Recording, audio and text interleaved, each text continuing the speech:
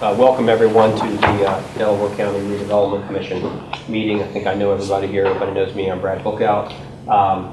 We'll start with the pledge to the flag. I pledge allegiance to the flag of the United States of America and to the republic for which it stands, one nation, under God, indivisible, with liberty and justice for all. Thank you. Second item on the agenda is the election of officers, and do I have nominations for a slate of president, vice president, and secretary? I'd like to nominate James King as president, Ed Carroll as vice president, and I volunteer to be the secretary. You lucky devil. Okay, are there any other nominations? Okay, I will close the nominations and ask for a second to that. I'll second. Okay, second and third. Okay, all in favor signify by saying aye. Aye. Motion carried. Mr. King, you're I can now take president over. of this meeting. Lucky me. Congratulations. Well, next we need to approve the minutes for December 14th. Move to approve the minutes. I'll second. Have motion and second. All in favor, say aye. Aye. Any opposed? Move on to agreement for legal work for 2018 with Joe. I forwarded all of you the standard agreement from Brooke Stevens. Joe's done an excellent job. I'm on email or phone call to him nearly on a daily basis, and so I value his input very much, and I'll ask for your approval to continue with Brooke Stevens. Any motion and second? So moved with the president. Second. Have a motion and a second. All in favor, say aye. Aye. Any opposed? Next, we'll move to the Delaware gas station demo and environmental update. Mr. Hogan? I got a handout here for you guys. Signature. Signature. Thank you. We'll just place those in one.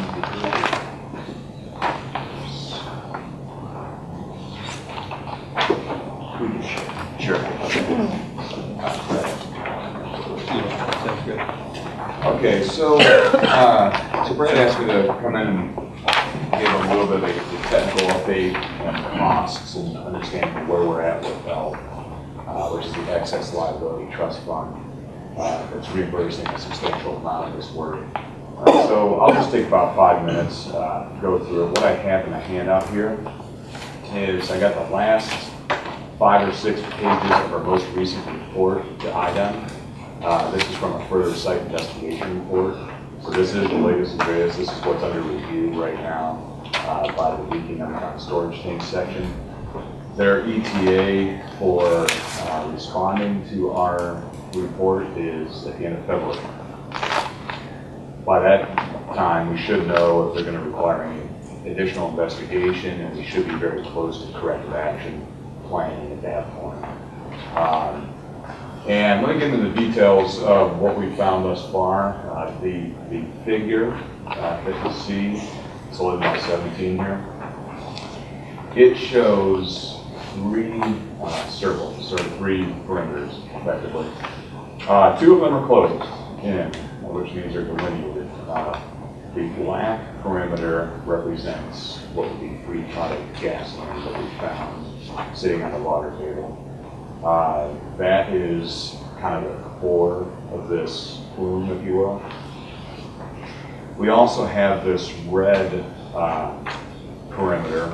That red perimeter represents the impacts to soil, so the petroleum impacts to soil that we found. This is kind of interesting because you see that it goes to the northeast, and so what we found here is it appears to be almost an umbrella effect. There's basically some clays that promote spreading in the upper 10 to 15 feet, and so that spreading can happen in the unsaturated zone.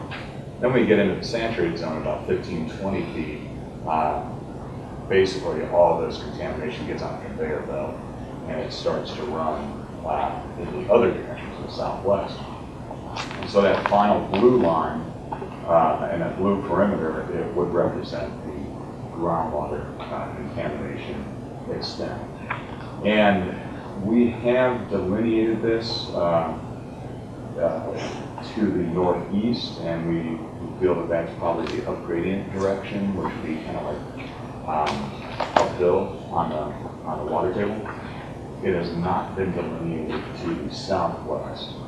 And so one key component to reimbursement through the state is to get this site characterization complete. And so this little piece is what's holding up that reimbursement through the state. We have, the plume is much, it's a big, this would be considered a big site for patrolling. The plume's about 400 feet long. You can see the width of it there. It's a substantial size, so unlocking that reimbursement is very key here. And so again, the next step would be one more round of investigation. We think that'll take care of it. Now, what Brad and I have talked about is that on the other side of this home, there's another full gas station. We don't know what we'll find there. We'll have to see. That's why we do the work. But overall, what we're looking at thus far, in terms of costs, is there's been about $160,000 to get to this point. There are several soil borings. You can see them throughout the map. There are a few more planned. We estimate probably about 40 grand to get this delineation and everything, the site characterization complete. At that point, we anticipate item will approve the characterization, and then we'll move to a corrective action plan. Corrective action plan will take the form of perhaps excavation in this black perimeter source area. Preliminarily, we've estimated some costs. I will say that the costs that we put in here for cap implementation, those are two things. Number one is source area excavation. Number two is down gradient, cutting off this plume, basically down gradient with some injections. Will all that be necessary? I don't know. Probably not. But there's a lot of unknowns, and so we threw everything in there at this point, just to give you a sense. After that cap implementation, there'll be a period of monitoring. When we actively remediate, typically that monitoring can be done in 4 quarters. If we don't, it can be 8, 12, 16 quarters. We can go on and on and on. And so a little bit of work up front really kind of saves in the long run. And then there's regulatory closure. So that estimate that we have on the life cycle of this project is, again, it's high fly, that $545,000 would be the total cost, which is significant, and I understand that. So I've moved now to the high-dem ELF reimbursement and where we're at with that. So the ELF section, number one, the decision is still not final. We don't have a final decision on this. Their initial response was that 40% of these costs would be eligible after a deductible of $35,000 is met. We later found that it wasn't just one deductible, it was 2 deductibles because there are 2 releases on this case. So that deductible was going to be $70,000 rather than $35,000. And then 40% of all costs would be eligible for that. If you break that down, actually I'm not sure I put 70 in here, but basically we're looking at $204,000 would be reimbursed in this scenario, and $341,000 would be out of pocket. Currently, and this is where the attorney Dave Delay comes in.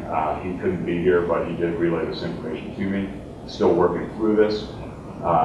They've gotten it up to 65% eligible, and they've peeled off one of the deductibles. And so what that results in is a much higher rate of reimbursement, much lower amount out of pocket. Keep in mind that these are life cycle costs that we have in here. And so these above, both these scenarios represent 100% eligible costs. Now that doesn't always happen with health. they'll always peel off a few dollars here and there. But this is kind of where we're at the moment. I don't know if we're going to get a higher percentage than 65 because of some of the issues with not reporting or not issuing an initial site characterization at the time it was due. So we got some of these issues that have come up. Dave's still working through this. Perhaps it gets a little higher. I don't know if it'll ever get to 100%. That's where we're at. Anybody have any questions? I'd just like to say I appreciate James's work on this. This contamination at this corner has held back for years any potential development or anybody redeveloping the site. So actually figuring out what is there is the first step towards ever seeing the corner redeveloped. So, yeah.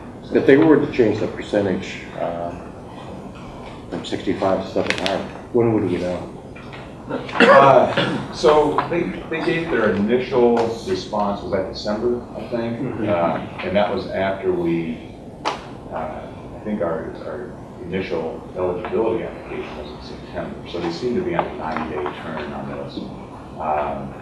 They often are quicker than that. It's just that in this case, we're having to go through legal counsel. Not your legal counsel, but IDEM's legal counsel. And so that slows down the process quite a bit. So it seems like we've been on this 90-day turn. I'm hoping that we can have an answer by March, by the end of March. And I know Dave is working closely with them, trying to up that percentage based on what's been going on here, the activity that's been going on. So I hope we can get a final answer by the end of March. What's your time frame again for doing the other site characterization on that west end, closer to that house? Well, if we wait for IDEM, we think that IDEM is going to respond by the end of February with comments to our further site investigation. And in those comments, we would expect them to either say yes or no to this recommended course of action. So we can execute that work probably within the next month. After that, so I would say by the end of March, Okay. we could execute that work and then report on it. It would probably be a 2-month turn to get all that done. We don't know exactly what they'll say, but that's what I'm thinking as far as getting this thing characterized. Very good. Can I ask one quick question? You have 2 proposed monitoring wells on these lots to the east. You have these here. Would those affect development on that property? Yeah, so I've been in close touch with Envoy and now Rebar. thank you. Correct. So I've been in close touch with both those guys. I know Rebar has recently asked for the reports, and I provided those to them. Would this affect development? No, we can work around the development schedule. So we're working closely with Rebar and Envoy and Brad on all of this to make sure that whatever we do doesn't interrupt that. Actually, one thing we're doing on this end is we're going through the brownfield process with Rebar and Envoy. And it would actually be, I think, it's Old Town Junction, Old Town Junction LLC. So what where we stopped things back in June of last year was we wanted to parcel out the contamination and make that a separate issue that would be under a brownfields overlay. And then the rest of the parceling would have a clean bill of health, if you will, so that in any future development, you don't have to worry about any of these contamination issues. So that's kind of our strategy going into that. And that's actually what it stands, waiting on the parceling and all that. I think with Rebar and Shelby getting their, get back up to speed on this, it's going to take a little bit of time to get there. But as soon as he's ready to roll, we're ready to roll. I just, so that the commission will be aware, it's important for us to finalize getting that black contaminated area excavated and cleaned, and then getting the reimbursement from IDEM. And then our next step as a commission is to issue a request for proposals from developers. And since the gas station and the bike shop have been torn down, Bill Walters and I have received a phone call from a developer who showed some interest in that corner, not in basically retail, storefront, things that people who are visiting a splash pad could go over for an ice cream or a coffee or something like that. So there's some interest in that corner. We got to get this taken care of before we can issue that RFP. But at some point, I'll come before you and ask for you to approve an RFP for us to release for that developer. So, okay. Anything else? Thank you, Mr. Booth. Next, we'll move on to Umball. Matt? All right. Well, I think all of you know me. I'm Matt Eckerly with Football, and this is my associate Lauren Tiemann, who is actually the one who did all of the heavy lifting on this. I guess I did the heavy lifting carrying the box in, but she did the mental heavy lifting of getting all of this together. But this is your annual TIF update that we prepare that takes a comprehensive look at each one of your tax increment allocation areas. I do want to emphasize that this is all based on kind of an as-of-today basis. Pay 2018 assessed values, pay 2017 tax rates. Hopefully your pay 18 tax rates will come soon. I've been seeing them roll out in other counties. It just hasn't happened in Delaware County yet. But this is all based on development in the ground now. This doesn't look at anything prospective. Obviously, if something's coming, Brad usually contacts us and we run the numbers on that. We can wrap that into this existing to give you a picture of what's going on. This does not reflect the expansion of the Delaware area. That will be reflected in next year's. And this does not include the new Gaston area. That will be included in next year's as well. This year is your base year, so there's just really nothing to report, so we didn't feel like wasting paper on this year. But just to dive in, we'll focus on the PowerPoint, so we're not running through all 140 pages of the big report. And as in years past, this PowerPoint really hits the high points. Feel free to ask me any questions you may have. If we can't answer something, we'll be able to get you answers in short order. But let's just get after it. So we'll start with page 3, and this is the Morrison Road redevelopment area. This is one of your two, what we call legacy areas, which were established before July 1st of 1995. It expires at the final maturity of your 2015 bonds, which is February 1 of 2040. A portion of it was annexed into Muncie, as you guys know. You really have two obligations payable from TIF in that area. The 2015 bonds, which have about $5 million outstanding, those were mainly to fund the streetscape, sidewalks, bus stops, things of that nature in that area. And then also that area was pledged on a junior basis as a backup to the 2012 rail spur bonds, the redevelopment district bonds. Or not the rail spur bonds, to the Bervine bonds, my apologies. They were both done to support the Bervine project. But that means that since it's junior and subordinate to the 2015 bonds, is the 2015 bond payments come first. So you have a lot of coverage in this area, as we'll get into in a moment, where you can absorb losses. But if you were in a situation where revenues became a little more tight, $1 goes to the 2015 bonds, and then it can be used to fund those 2012 bonds. So the next page outlines a little bit of your TIF history for that area and your estimates for 2018. The revenues have been fairly steady. We estimate in 2018 they'll be up slightly. You'll notice that there were some delinquencies in the area in 2017. $1.2 million of estimated revenue for this year against $575,000 in debt service payments, which leaves you with about $650,000 of remaining tax increment that you can use to fund other projects. One thing I do want to point out, this is a unique feature for your allocation areas, is that this is a legacy TIF area, so you can capture residential development. It has been the ongoing policy decision of this board to pass through the assessed value from that residential development on an annual basis. Just to give you an idea of what that means for you, what that meant for you in 2017, it was $19 million of assessed value passed through. and that would have generated approximately $423,000 in tax increment. So that's a real benefit to the overlapping tax units. They're getting $19 million worth of assessed value due to your ongoing actions. So we wanted to share that. Page 5 is just a nice graphical illustration of that coverage. I won't dwell on it, but with each of these areas, we've included these coverage graphs because sometimes not everyone likes to look at just to see numbers like we do, so pictures help too. The next one is your NEBO allocation area number 1. This area was established in 2002 and has a 30-year life. In 2012, it was split into 2 areas. So now you have NEBO 1, NEBO 2, and NEBO 1 is where the car dealership was built. I can't remember the name of the car dealership. But you issue bonds that were guaranteed by that car dealership. And there's a little under $2.25 million in principal outstanding on those bonds. If the TIF falls short, which it has historically and we estimate in the future, then NEBO Land Partners are responsible for paying the shortfall. There's no additional funds the Redevelopment Commission or the county obligated to those bonds. They mature in 2034, so you've got about 16 years left on those.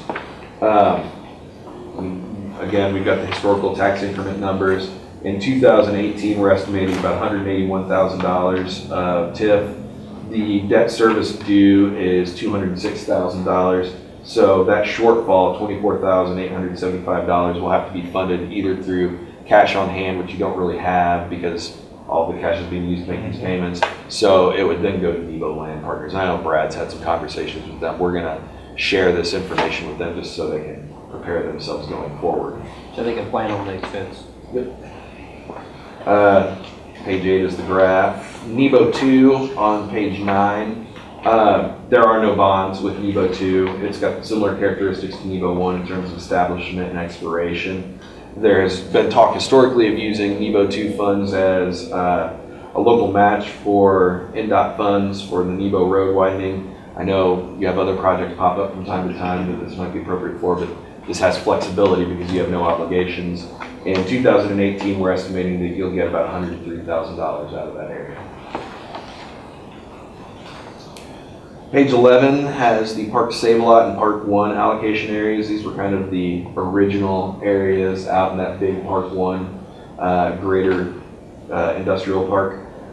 They were established in 2000 and they expire in 2030. We're all familiar with the expansion that took place in 2008 and then in 2010, how that was subdivided in several different allocation areas that we'll get into for specific projects.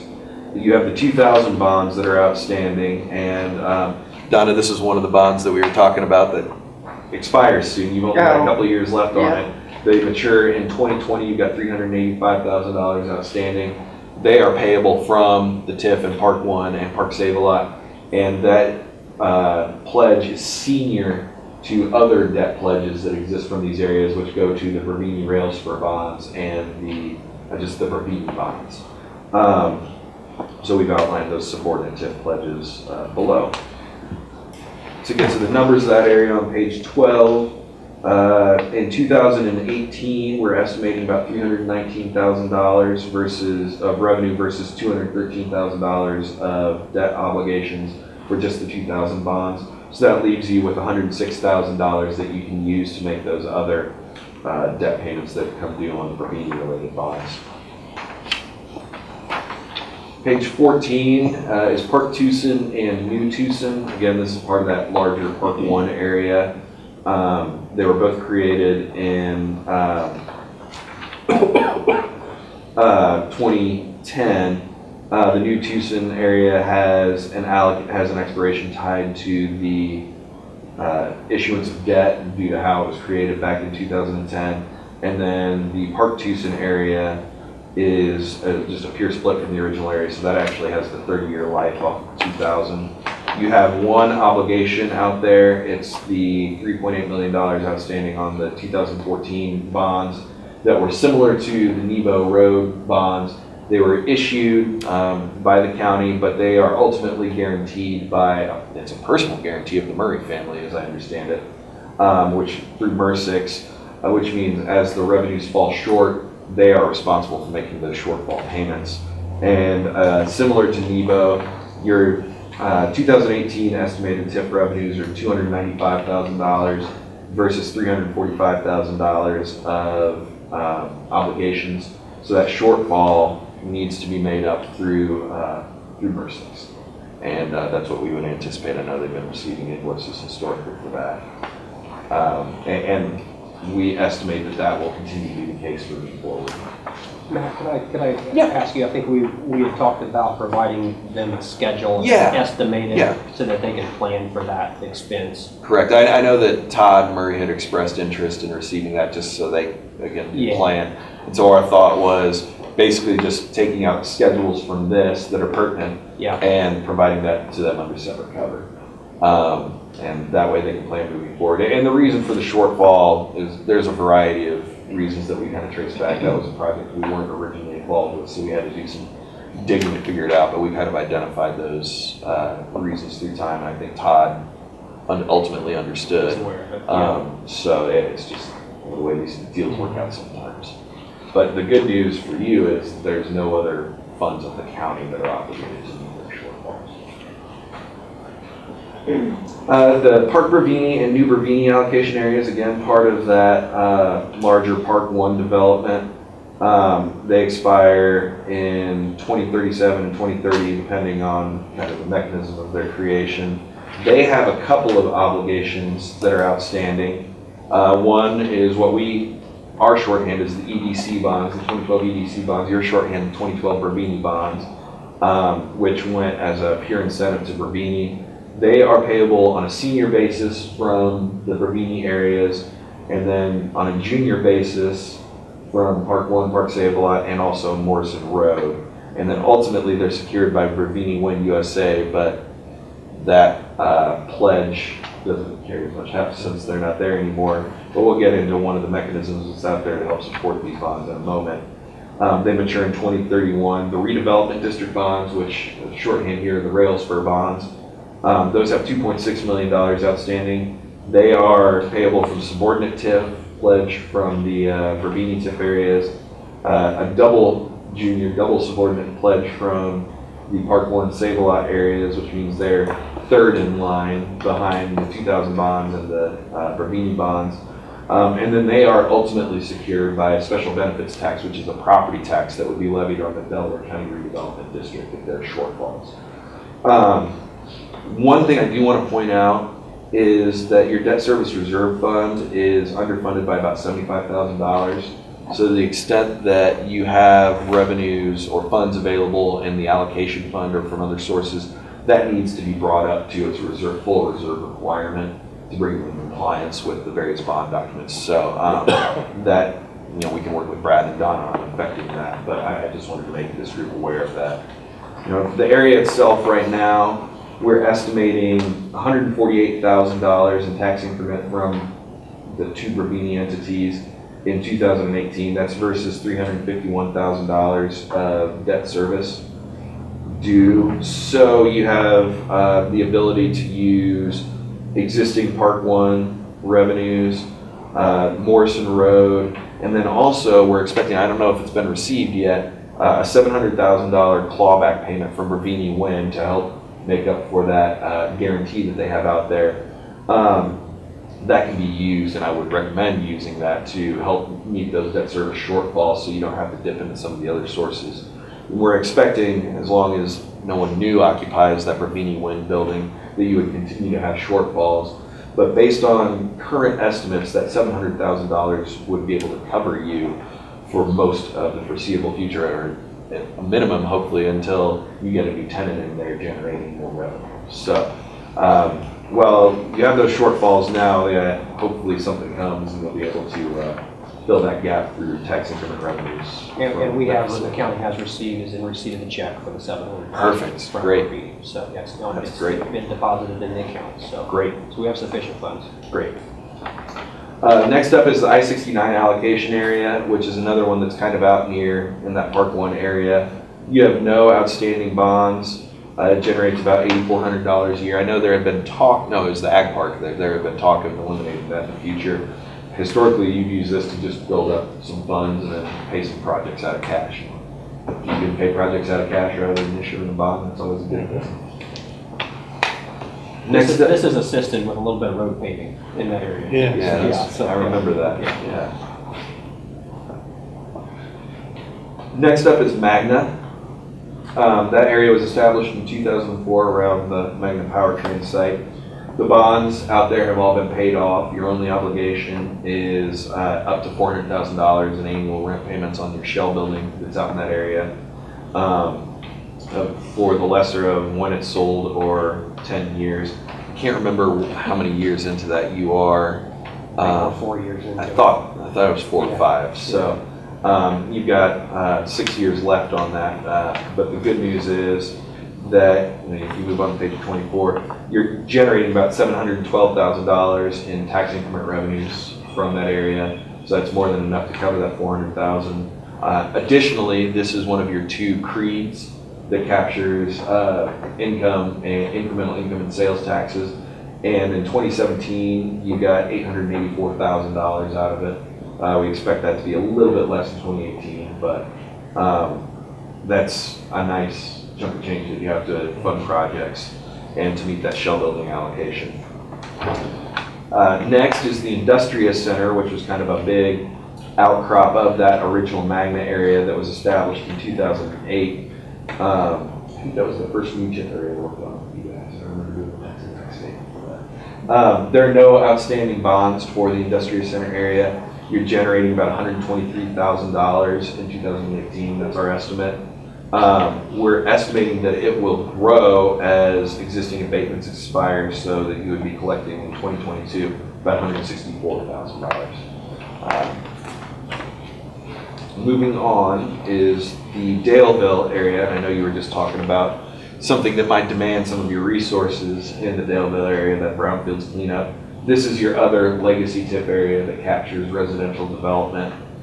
It expires at the final maturity of your 2015 bonds, which is February 1 of 2040. You did do the amendment last year. That expansion will have a different life. It will be 25 years from the issuance date of any obligations payable from TIF generated in that area. That right now, I think the main new development on track in that area is the J. Crew that will be built there just on the other side of 69. Correct. We don't have anything incorporated in this report assuming that, but that's something we look for moving forward. Your obligations, your raw obligations are $4,087,000 of the outstanding 2015 TIF bonds, which funded a lot, including that splash pad. My daughter would be jealous of that splash pad. It's very nice. They mature in 2040, as I mentioned. You have also pledged $112,000, a little over $112,000 a year from that TIF to the County Regional Wastewater District. And then also $65,000 a year is pledged to paying interest on the shell building until that's sold. So hopefully that will get wiped out here before too long. That area generates about $811,000. That's what we're estimating this year. Your obligations for 2018 are $562,000, so that leaves you just under $250,000 for other projects. And then additionally, you're expecting to receive, and I don't know if this has been received yet, a $45,000 clawback from Hardin. Is it Jardin? Jardin. Yeah, it has been received and Perfect. it's on deposit with the county. So that's probably reflected in the balances that Donna sent me this morning. We pushed hard to get all those by December 31st Great. last year, so we could get them in the account. So Great. All done. So you've received that $45,000, which is wonderful. We are estimating that as the existing abatements expire, I think it's only one abatement, that your revenues will grow to around $840,000 from that area.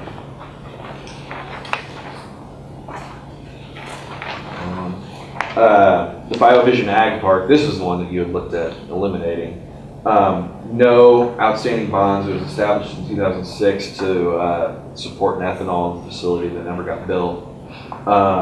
Generates about $16,000 a year. Again, your build balances here, you just use that to take care of some business out in that area as projects come up.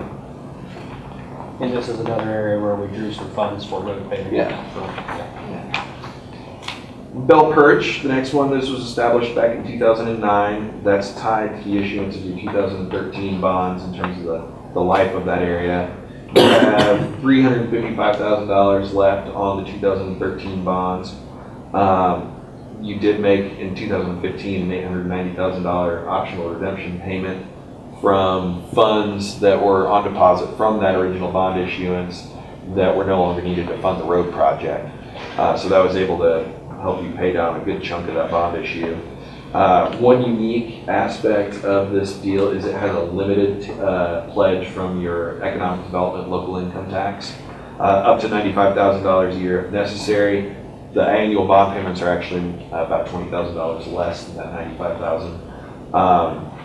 They mature in 2023, and we are estimating that your annual tax increment revenues just from the real property, if this new company continues to pay their bills, will be sufficient to make those bond payments, so you don't have to draw on that limited edit guarantee. They paid in full last year, including some of the delinquencies. You received $115,000 last year, so hopefully that continues, so you'll be able to just fully meet that obligation. Next up is Midwest Metal. This was split in 2010 from the Industrial Center area.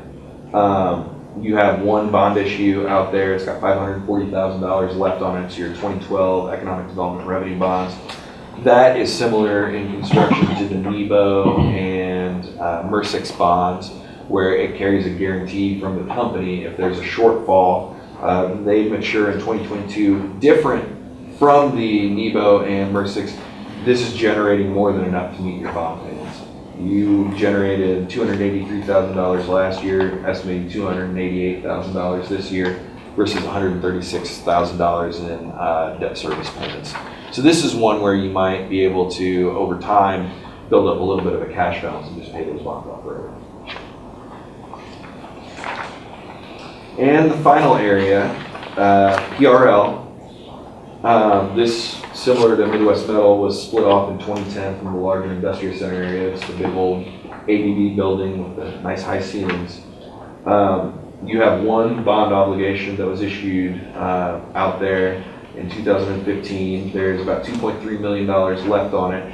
It's payable from the PRL TIF and the ABB Creed revenues. And I know that the ABB Creed hadn't been getting proper collections, and we and Donna were bugging the Department of Revenue to get this straightened out, and I think it's all been straightened out, and you're getting all the revenues now.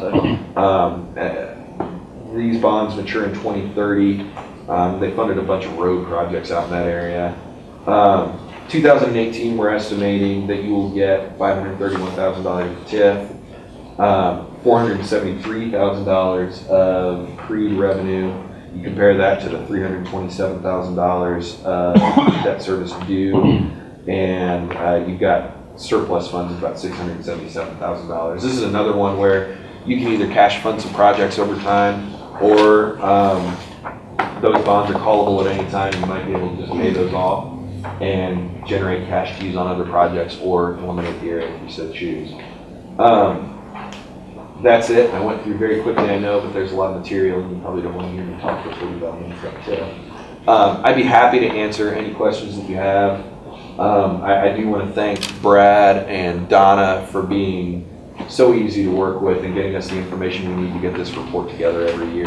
As you can imagine, it's quite the endeavor, and it takes a lot of folks beyond just Lauren and myself, and we really value their partnership on that. Anytime something comes up that requires an update to just specific areas, we're ready to do that. It's set up pretty well. Hopefully there will be some new projects this year that we'll need to roll into it next year. I'm happy to answer any questions that you might have. I just wanted to point out the last area, PRL, thanks to Angie and Bob, all the roads are going to be paved in that area now. You guys helped put up guardrails out there in front of Exide, so that whole area, due to that TIF district, has been improved 100% in my opinion. So, yeah. And I want to thank Lauren and Matt also for your help They're both very responsive. Again, we email almost on a weekly basis on different things, and they're very, I know Matt doesn't bill me for all of the phone calls and emails that we have, and I appreciate that. He puts a lot of extra time in to make sure that this runs smoothly. Anybody have any questions for Matt? Thanks, Matt, appreciate it. Thank you. Next, we have our invoices and bond payments. Entertain a motion to pay invoices and bond payments. So moved. Second. Have a motion and a second. All in favor, say aye. Aye. Any opposed? Okay, we'll move down to public comments and discussion. Brad, you have something for? Yeah, I wanted to bring up that I was going back through some old invoices of the commission, and during a demolition in the 2015-16, I believe, we were overpaid, or we double billed $2,200 by Rodney Barber Contracting on one of those properties. And I discovered it. I emailed Rodney. I confirmed it with Donna through the auditor's office. Donna confirmed that 2 checks had in fact went out. I've noticed Barber Contracting 2 or 3 times via email. I know Donna's followed up. My last emails had went unanswered, and so I'd like permission from this board to authorize Joe Retz to send Barber Contracting a certified letter informing him of the overpayment and requesting immediate repayment. So, and I've briefed, Joe's received all the email chain as well. So, I'll move that, Mr. President. I'll second. Have a motion and a second. All in favor, say aye. Aye. Any opposed? Anyone else? Joe, you have anything for us today? I'm good. Entertain a motion to adjourn then. So moved. All in favor, say aye. Aye. Aye, opposed? Thanks everybody for coming.